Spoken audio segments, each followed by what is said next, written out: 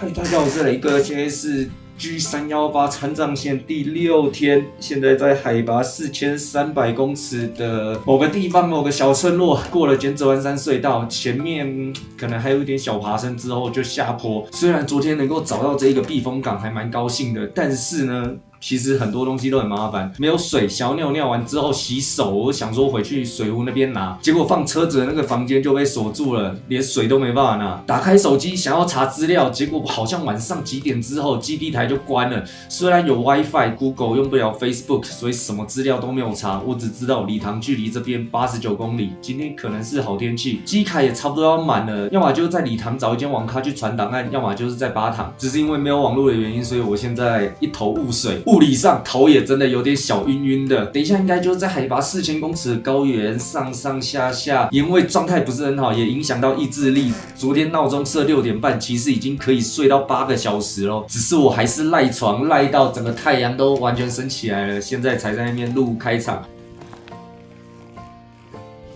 太阳晒屁股啦！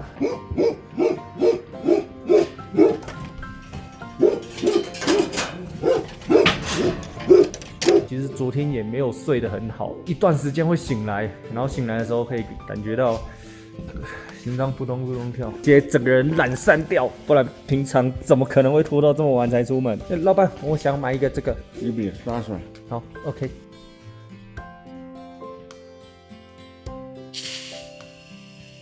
刚吸了2口，我也不知道够不够，但是我觉得安慰剂的效果有了。这现在来了，有上来了，都得没得车，再有车的了可以吗？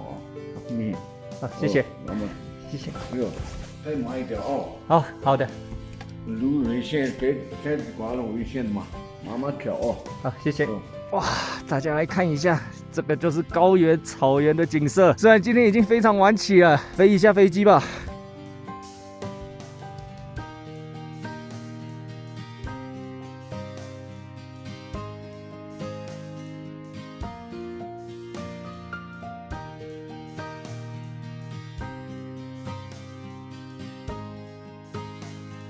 好了，现在时间7点40分才终于出发，但没办法啦，身体有点懒了。其实没有很严重，就是有一点小头痛。早上现在这个高原还有点冷，手都冻僵了。好了，出发第一卡，先慢慢骑起来，慢悠悠的拍一下眼前这个风景。其实就是一念之间，出发才2分钟就遇到下坡了。我昨天也大概知道会是这样的情况啦，只是就真的动没掉，头晕、想吐、无力，判断力低下，满脑子想的就是我不想再骑车了，赶快休息。现在网络也恢复了，我猜今天一整天都是这样的高原景致，就带大家尽管看个够了，出发 ，Go Go！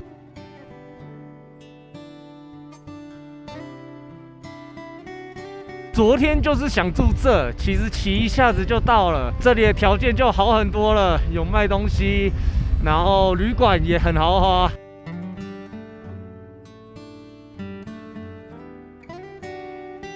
原来是走左手边比较高的这一条啊，4.2公里，爬升219。到礼堂的途中就是上上下下了，今天就真的只想骑到礼堂休息了，顺便找个网咖传档案。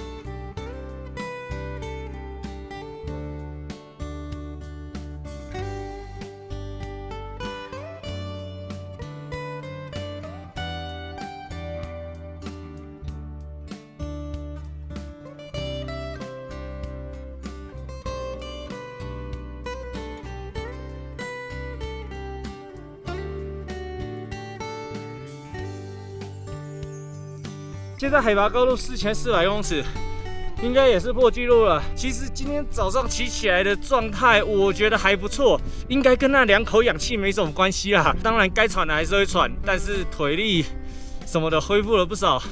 其实现在还没有吃早餐，抵达礼堂还有70公里。如果今天一整天都是这样的景色，疯狂飞空拍机的话，我觉得我今天就停在礼堂好了，反正不是多留半天给礼堂，就是给8堂。今天全程都在海拔4000到4500公尺的礼堂高原上面骑乘，景观跟我前几天看到的截然不同。这是我所期待的高山草原景致，牧民、牛羊以及一望无际的视野。礼堂的藏语称乐通，意思是平坦如铜镜般的草原。用空拍机的视角自由翱翔，就能够更直观的目睹这一面天空之镜的震撼，甚至能够微微的察觉到远端地平线圆弧的曲线。当然，回到了自己骑车的微观视角，沿途的起起伏伏还真的不少。汲取昨天海拔资讯不足导致心态爆炸的教训，今天我在启程之前有找到一篇 G318 川藏线骑行波尔攻略，包含了每日细节的海拔剖面图，以及作者自身的骑行心得，提醒在路上需要注意的事项。在往后的日子，我也是天天拜读，对我的帮助真的很大。不然以前看的都是宏观的川藏南线海拔剖面图，就算心态再强，也扛不住一而再再而三接踵而来的未知。都给忘了。还没吃早餐呢、啊。原本昨天到今天早上头痛、恶心的感觉已经消失的差不多了，爬坡体感的感觉也觉得还不错。再加上今天的爬升是分段的，它不会直接一次在码表上面丢给你1600的爬升，所以心态上面会稍微轻松一些。这个就是海拔4000的威力啊！哦。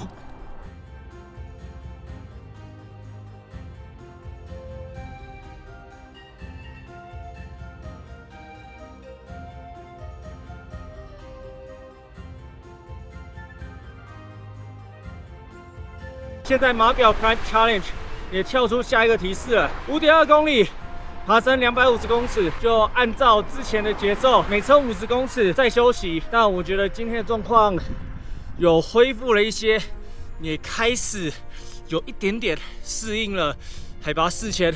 那当然不可能完全适应，像在海拔0公尺、1000、2000公尺一样的威猛。早上体力还充沛的时候，还不至于说要频繁的休息停车，试试看100公尺吧，不然125分2次把这一段爬完。景观虽然崭新壮阔，但是我也察觉到了变化性并不多，甚至沿途的村落商店也都很少，导致介绍讲来讲去都是海拔。坦白说，我在骑这一趟 G318 之前，功课做的确实不多，但今天的路线真的不能怪我，沿途的高点地点有些甚至都查不到地名，更别说我专门的条目可以参考介绍了。想多了，不要说爬升125休息一次，撑个50公尺休息都有难度，慢慢来就好。我们今天就骑到礼堂，时间还很充裕。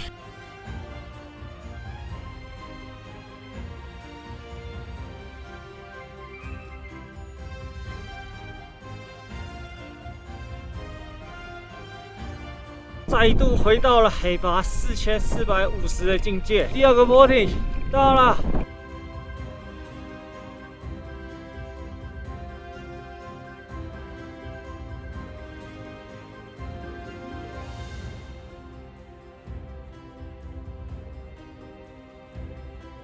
时间11点半，哎呀，饿了4个小时，总算可以吃点东西了。有汉堡啊！汉堡就是碳水加一片肉加个蛋嘛，好多了。看看有没有开门。哎，汉堡的话在哪边买？汉堡没有了，汉堡好，下面是西柚节。好，谢谢。我觉得东北的大厨饼，我们真的上次很适应。推着车，推着车，哎，人转过来，哎，停，对，就这样。哎，这才对劲儿。一个香肠，一个土豆。土豆没有。没电查不了。香肠跟玉米。哎，美女，这里有高海拔牦牛的免费品茶。吃完了台湾口味的香肠，确实挺台湾的，但台湾的还是好吃一点。现在来吃这个玉米。现在我们人在卡子拉山垭口，其实虽然上面标4700公尺，但实际上大约4430公尺左右。等一下就是一路平坡下坡，然后还有一个小上坡，然后之后又有一个大下坡，然后再上去，再下来，再上去，之后再下坡就可以到礼堂了。玉米软软的，有种糯米的感觉，刚好补充一点能量。其实我不知道东国可不可以带别人的东西进去店里面吃饭，在外面吹冷风，有点怪怪的。现在在卡子拉山待到中午12点，虽然进度偏慢，但是今天只要推进到礼堂就可以了。刚也边吃玉米边回网友的留言，没想到这次川藏线距318有这么多人关注，这么多人给我鼓励。只是昨天没有网络，用 WiFi 也上不了 Facebook， 所以就没有留言。现在趁着这吃饭的时候给大家回一下，怕说网友会不会觉得，怎么雷哥都没有至少点个赞，或者说简单回复一下，会不会出了什么事情？但是不同平台会有时间差啦，我通常就是吃一餐先回个 Facebook， 然后再吃第二餐的时候再去回个 YouTube。回过头来又发现，好像前几天的文章又有人在留言，随着邮寄文章越来越多，就有点难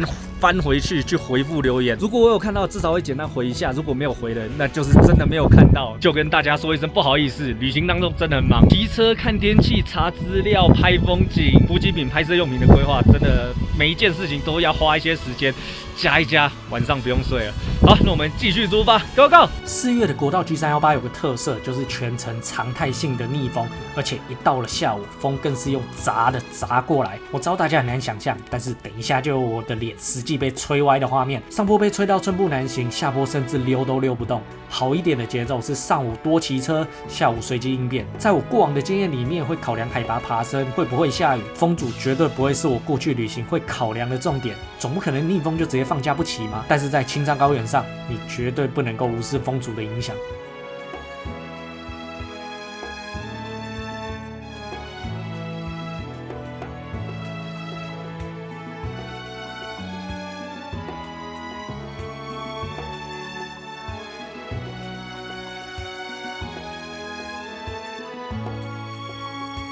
这个坡段的话，要爬4.4公里，上升200公尺，跟前面2个比起来，稍微仁慈一点。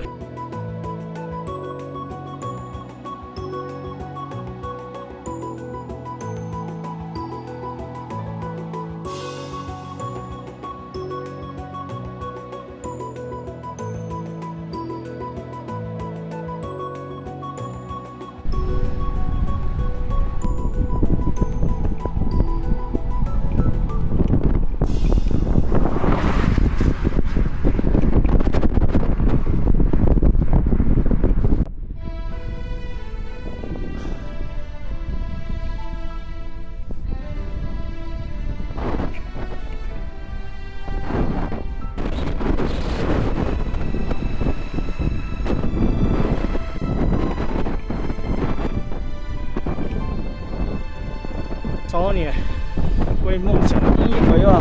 你知道为什么我现在在这强风吹拂下打死不牵车吗？因为码表只要低于时速4，它就算你没有移动，算你是暂停的。所以我就会这样子停一下，然后再继续骑车。骑车再怎么慢，时速也有5.5了。再撑一下就好。最后水平距离250公尺，没有车，直接走路中间了。下午1点半，又回到了海拔4350，又爬完了一个坡了。我记得还有一个，终于安静了。礼堂的风太喧嚣了，稍微坐着休息一下，不然每次骑脚踏车整天都是站着，没有找到餐馆吃饭也是站着，停在路边休息也是站着。小下坡到红龙乡之后，会有一个跟现在差不多一样，爬升200公尺的红龙乡垭口，之后就是长下坡，最后会有一个比较缓的坡，然后上升也只有100公尺的礼堂隧道。之后再下坡一点点就到礼堂了。礼堂过后还有一个海子山，爬升大约是600，爬完之后还要长下坡，一路到巴塘。这一个就不可能去到了。礼堂我记得是有很多网咖啦，但是我更想要去找那种电竞酒店，就是既有电脑又有床，看看礼堂有没有这种电竞酒店咯。好了，重新出发。礼堂那边有2家电竞旅馆，但是有一家好像客满了，另外一家他写说只接待大陆游客。管他的，我先直接信用卡刷下去装傻一下，到时候不行再说。哦，风好大。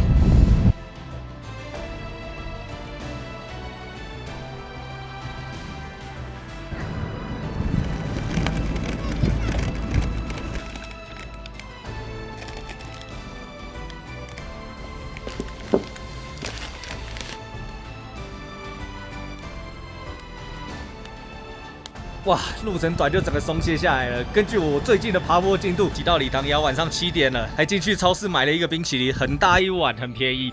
然后我终于知道为什么有人说中国的冰淇淋少吃，不知道是奶油的含量很高还是怎么样，我吃起来就没有天然的感觉，蛮化学的。用手握了一阵子，融化的程度也不高。至于是添加了什么，大家就自己看成分表啦，我没有研究，反正没有到那么好吃就对了。接下来还有一大一小的2个难关，首先爬上红龙山垭口，这个是大的难关。第2个是要爬上礼堂的隧道，这个是比较小的难关。反正在这个海拔4000公尺的高原上上下下，就该停的就还是得停，没办法，就爬坡了。Go go go！ 爬到一半不行，再吸氧吧。嘿，礼堂，谢谢。对于在台湾低海拔骑车的车友们，都觉得有什么好难的？对于高海拔，现在正在骑乘的我来说，不太想说，留点力气爬坡。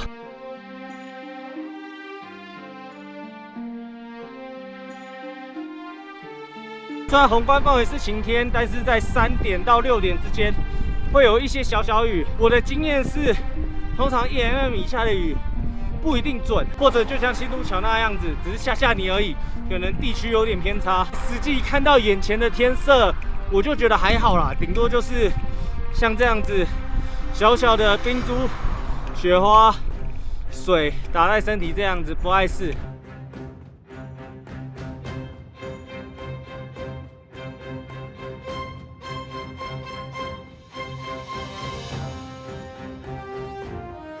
距离山顶还剩下爬升40公尺，水平距离835。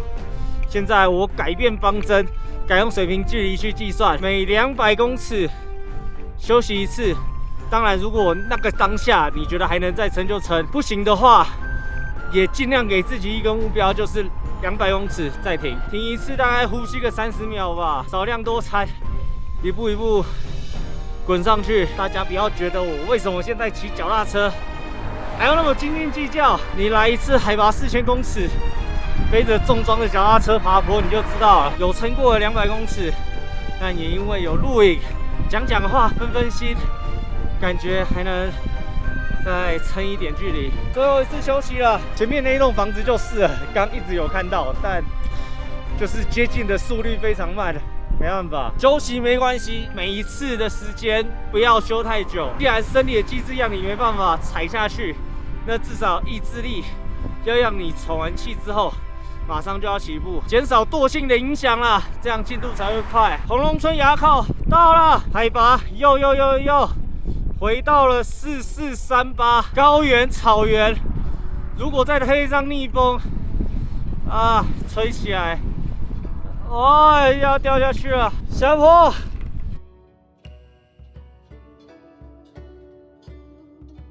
讲了一整天的礼堂，终于距离市区只剩下最后一个隧道爬坡了。礼堂的海拔4000公尺，人口大约7万人，有天空之城、世界高城之称。从雅江出发之后，这是睽违已久的大城镇，市区有着千户藏寨、礼堂市这些观光资源。开车自驾客则可以从礼堂前往格聂神山。但是对于骑脚踏车早已累趴的我来说，满脑子只有早点到市区的电竞饭店睡觉，好好的洗个澡，换上干净的衣服。要不是因为想吐，还想久违的来一顿大餐。明明刚是一路下坡的，但是整个脸车子都被吹歪，5%的下坡，结果竟然还要用脚踩，还要休息，时速大概15左右。大家看到我现在前面2个包是大的，风阻蛮大的，遇到逆风或者说你上坡你要控车的时候，都会有一些困难。所以我在事前的时候，我又想说是要用前2后2的配置，还是直接用后2。后面再挂上一个大的，以配重来说，一定是全部集中在后面更好骑。但是你要拿吃的、充电，还有飞空拍机，你就要拆后面的弹力绳、撕魔鬼毡，再把绑带扣回去。每一次都要这样做，就很麻烦，会影响到我的拍片习惯。所以最后还是决定，虽然比较累，还是选择前面挂2个包包，代价就是逆风，好惨。刚刚是下坡，现在上坡到礼堂隧道。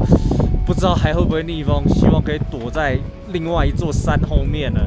骑了才知道，加油吧！爬坡的诀窍很简单，就是全面紧起来，动起来，跑起来，开好局，起好步的强大合力。只可惜我现在已经没办法爬升55公尺才休息一次，现在水平距离200公尺我就要休息一次啦。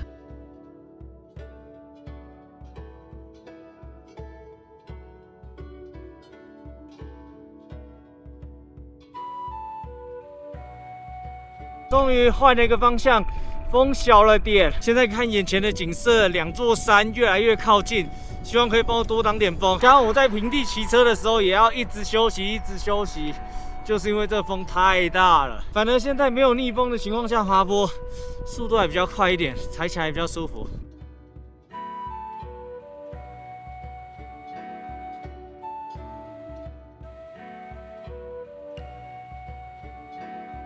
看起来是相较比较缓的坡，风也停了，重点是风停了。今天的总升高度1160，不算是特别累的一天，但全部都在高海拔上。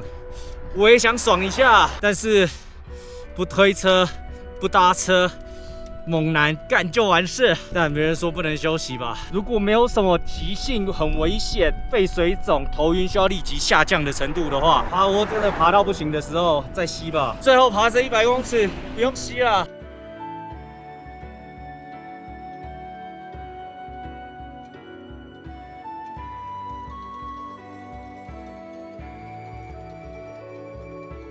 之前在看地理频道 Discovery 介绍圣母峰山难的时候，那个时候我在想，奇怪，那些人为什么不挤出一点意志力出来？挤个毛啊！高海拔就是这样，不行就是不行。希望是下坡了 ，Go Go！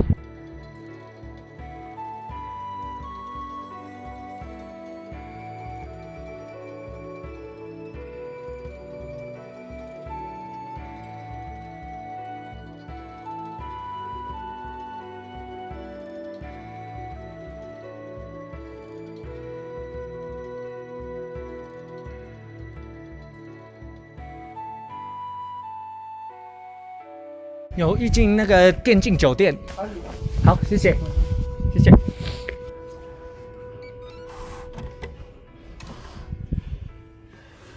电竞酒店，欢迎使用。看看都有啥？哦呦，这是什么？氧气电脑，它是说用4070，因为现在50系列还很缺货，但是我就是传个档案而已，什么 CPU 显示卡根本没什么关系。电脑键盘也很新，这个滑鼠是怎样？我还不太会用哦，抠下来，这该不会还有投影哦？这个厕所是有暖风机的功能，只要把衣架吊在厕所里面的话，衣服明天就干了。但在那之前，我有好几十张记忆卡。我们先传档案，然后所有东西全部拆分来做。传档案很花时间的。老板，我要1包红烧牛肉面，1包大快乐，还有1只大鸡腿，记我账上，搞快点，搞快点啊！还好时机挑的刚刚好 ，Windy 还真的是准的，3.4mm 的冰雹。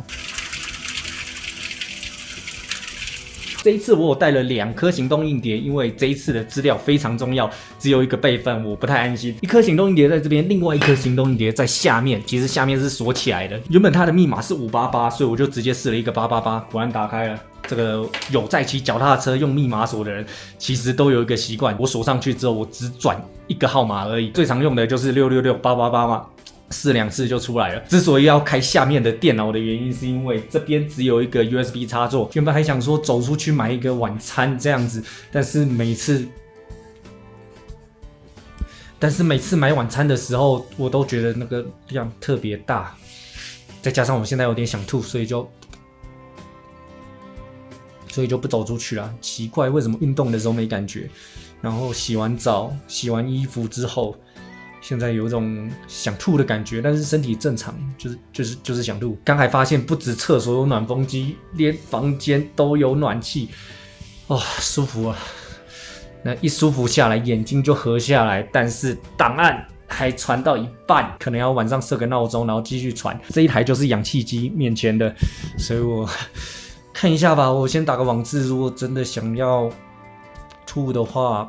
我再去接那个气管，看一下吸个氧会不会好一点。刚跑去厕所吐了一下，因为这种情况通常吐一下就会好了啊，但是刚就是那种不爽快的吐了一些小残渣，但是主料好像没有吐出来。呕吐最不畅快的就是那种吐一半，只吐一点点，呕吐的感觉还有，然后可是呕吐时的痛苦又感受到了。好啦，那我们作为一个自行车的 YouTuber， 还是要来总结一下今天的路线。在昨天过了剪纸湾隧道之后，又上上下下，我们从某个村落出发，那边已经是海拔4300，因为前一天的状态真的被搞得很差，所以今天早上是拖到太阳光完全升起之后才出门。接下来的挑战就是各种4300、4500的各种高峰上上下下，好像有4-5个高峰，最后赶在下雨、下冰雹、下大之前抵达礼堂的电竞酒店，在这边传档案。我现在已经是挑传输档案最快的 USB 孔了，但是跟日本的快活 Club 一样，就是速度大约是80 MBs， 每天会产生2张记忆卡。现在我们骑到第6天，然后每一片记忆卡都要40分钟。如果这个档案没有晚上上厕所分批把它弄好的话，明天就比较难早出发了。现在我们人在天空之城之称的礼堂，明天我们要从4000公尺海拔的礼堂爬上4650的海子山，接下来就是长下坡，一路下坡到海拔2500左右的巴塘。听起来很轻松，对不对？但是整个过程160公里，更何况从海子山溜到巴塘的过程中，会不会遭遇到今天一样的逆风？爬坡难骑，下坡也下不动。今天就是想办法把自己弄舒服一点，状态调整好。我觉得我过得还蛮舒服的为什么会有想吐的感觉？这一集 G318 川藏线第6天的影片就在这个豪华的电竞酒店做一个完结哦。顺带一提，这个电竞酒店人民币233，台币大约1000出头了，是算非常顶级豪华的一间。但是能够洗衣服，有舒服的暖气，没有什么比明天早上出发能够穿上干净干爽的衣服来得更快乐。我是雷哥，我们明天川藏线 Day 7的影片再见哦，拜拜。